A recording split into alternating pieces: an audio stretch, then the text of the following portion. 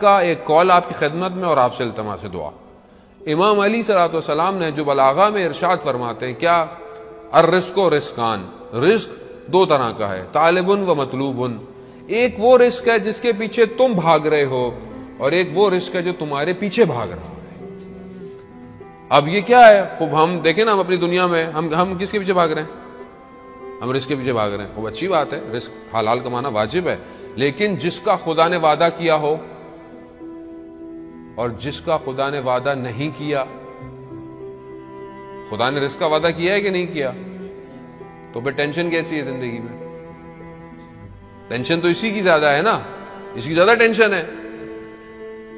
اور جس کا وعدہ نہیں کیا، کس کا وعدہ نہیں کیا؟ آخرت کا۔ تمہارے اپنے عمل ہیں جو تمہیں بچائیں گے، خدا نے وعدہ نہیں کیا، اس کے پیچھے کتنا بھاگ رہا ہوں۔ یہ ہے طالب و مطلوب۔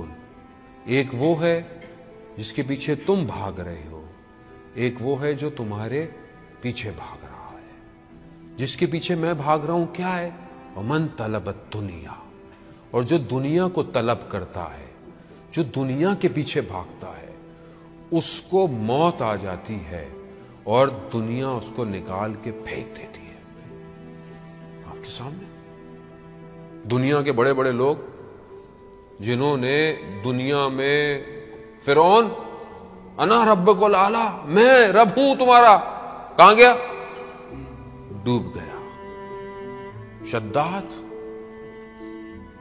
کہاں گیا؟ نمرود 300 سال لگے اس کو جنت بنانے میں اپنی شداد، اور جب گھوڑا لے کے پہنچا دروازے پہ جو نے بنائی تھی اس نے دنیا، اندر جانے لگا تو ایک شخص نظر آیا، کہا تم کون ہو؟ تمہیں میں نے پہلی دفعہ دیکھا ہے۔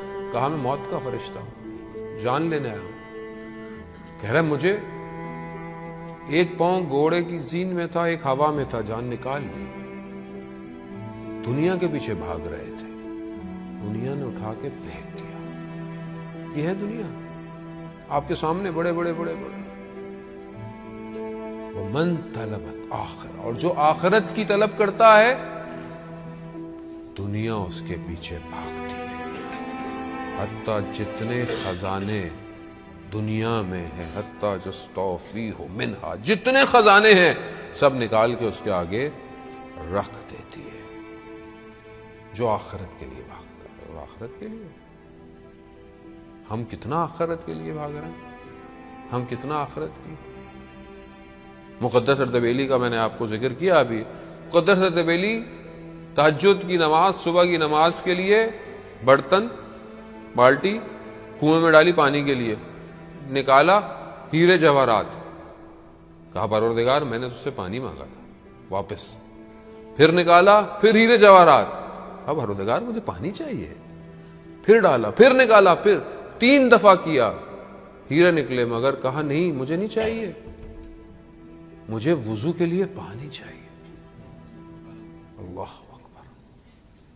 یعنی جو آخرت کے پیچھے بھاگتا ہے، دنیا اپنے خزانے نکالنا شروع کر۔ عزیزان محترم، اور کتنی مثال ہے آپ کے سامنے، دنیا سکڑ جاتی ہے۔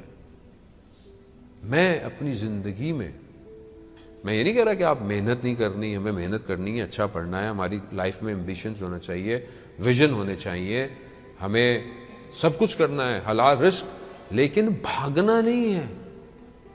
آپ اگر کما رہے ہیں، مولا کائنات کیا فرماتے ہیں کہ تعجب ہوتا ہے مجھے اس شخص پر جو اپنی ساری زندگی کمانے میں خرچ کر دیتا ہے، اور پھر اس کمائی ہوئی چیز کو اپنی صحت جو اس کی بگڑ جاتی ہے اسے صحیح کرنے میں خرچ کر دیتا ہے۔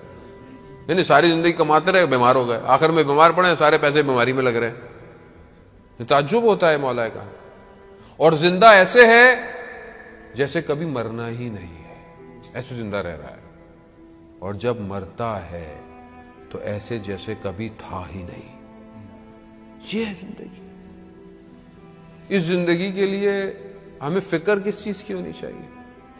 یہ جہاں ہم فیہا خالدون ہے، امام یہی تو فرما رہے ہیں۔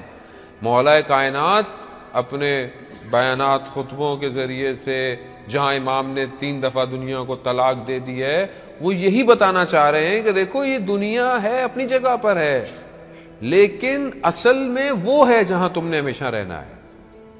لیکن جانا اسی دنیا سے ہے. ہمارے استاد آیت اللہ تحریری حفظ اللہ فرماتے ہیں کہ یہ دنیا بیسیکلی کمال پہ پہنچنے کا راستہ ہے. اب آپ یہ نہیں کہہ سکتے کہ میں پہاڑوں میں چلا جاؤں اور چپ کر کے بیٹھا رہوں, اکیلا بیٹھا رہوں, مجھے نہیں, ایسے نہیں جائیں گے. کمال پہ جانا ہے تو سوسائٹی میں رہنا پڑے گا, امتحان دینا پڑے گا, درگزر کرنا پڑے گا, اپنا مال انفاق کرنا پڑے گا, دوسرے کا حق ادا کرنا پڑے گا. خوب جب آپ امتحان ہی نہیں دیں گے تو آپ کو رزلٹ کیسے ملے گا؟ آپ بولیں گے نہیں میں ویسے ہی پاس ہو جاؤں, گھر میں بیٹھا ہوں, تو ایسا تو کوئی دنیا کا امتحان پاس نہیں ہوتا. عزیزان محترم, دنیا کو سمجھیں.